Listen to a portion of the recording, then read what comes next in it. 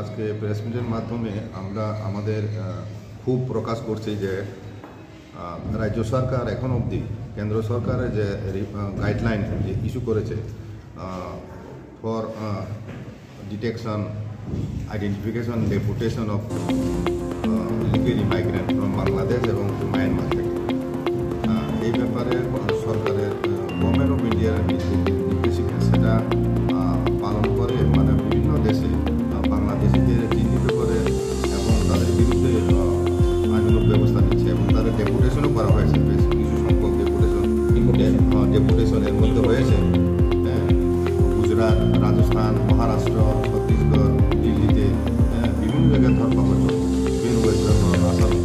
কিন্তু আমাদের রাজ্যে আমরা এখন পর্যন্ত রাজ্য সরকার কোনো হেলদুল নেই এই ব্যাপারে, এখন একদম মানে কমপ্লিট সাইলেন্স মেনটেন করছে।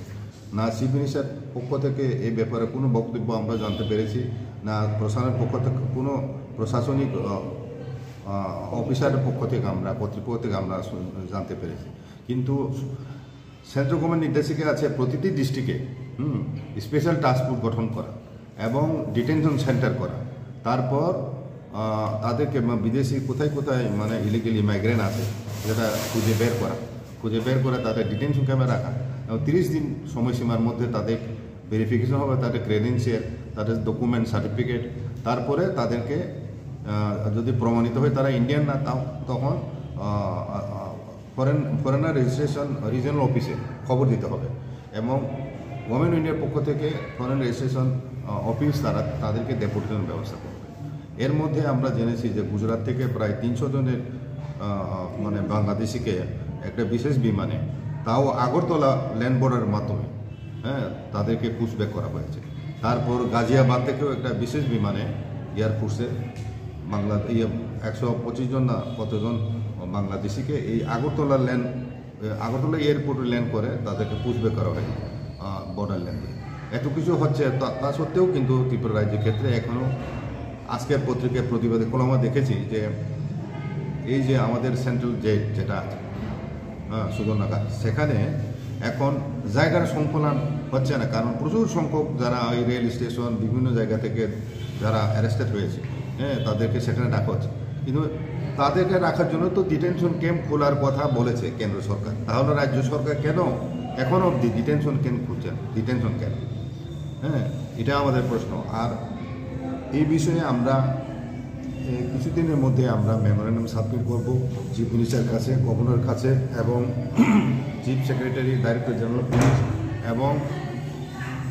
এবং গভর্নমেন্ট অফ ইন্ডিয়ার কাছ থেকে আমরা হোম মিনিস্ট্রি এবং প্রাইম মিনিস্টারের কাছে আমরা মেমোরেন্ডাম সাবমিট করব এবং আমরা এই প্রেস মিটের মাধ্যমে রাজ্য সরকারের কাছে আবেদন রাখছি মানে অতি সত্ত্বর যেন এই যে বিদেশি চিহ্নিতকরণ যে প্রক্রিয়া সেটা যেন শুরু করে এবং যে সমস্ত দালাল চক্র পাসপোর্ট থেকে আরম্ভ করে আধার কার্ড, পিআরটিসি, ইভেন মানে রেশন কার্ড, প্যান কার্ড, এগুলো যে তারা টাকার বিনিময়ে তারা কী করে তারা এগুলো অ্যাকোয়ার করছে, এই দালাল চক্র কোথায় কোথায় আছে কারা, তাদের চিহ্নিত করা হোক আগে এবং তাদের বিরুদ্ধে কঠোর শাস্তি নেওয়া হোক, শাস্তিমূলক ব্যবস্থা নেওয়া হোক। এই ব্যাপারেও আমরা আজ অবধি এটাকে গভর্নমেন্ট নজরে নেই। গভর্নমেন্ট এত এজেন্সি আছে, সেন্ট্রাল এজেন্সি, স্টেট গভর্নমেন্ট অনেক এজেন্সি আছে, তাদের কাছে তথ্য নেই, তাহলে কেন তাদের বিরুদ্ধে অ্যাকশন নেওয়া হচ্ছে না? আমি Birendra Tripura, advisor, joint action committee. আপনি বিস্তারিত আলোচনা তো আমরা করেছি, কিন্তু একটা বিষয় পরিষ্কার যে ইন্ডিয়া গভর্নমেন্ট যেভাবে ইলিগেল মাইগ্রেন্ট আসছে তার উপর ভিত্তি করে মাননীয় হোম মিনিস্টার অমিত শাহজি যে নোটিফিকেশন বা নির্দেশিকা জারি করেছে সেটা সারা ভারতবর্ষে প্রযোজ্য।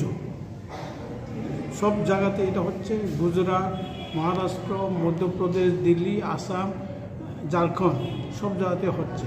এবং যেসব সরকার, দিল্লিতে বিজেপি গভর্নমেন্ট এবং যেসব জায়গাতে বেশি ত্বরান্বিতভাবে যেটা করা হচ্ছে সেটা বিজেপি গভর্নমেন্ট। গুজরাটও বিজেপি, মহারাষ্ট্র বিজেপি, ওয়ারে আসামও বিজেপি, তারা সবাই, ঝাড়খণ্ডেও বিজেপি গভর্নমেন্ট, দিল্লিতেও বিজেপি, তারা সবাই এক বাক্যে এটা এই নির্দেশিকা পালন করছে। ওয়ারে ত্রিপুরা গভর্নমেন্ট এই নির্দেশিকা পালন করতে অপারগ।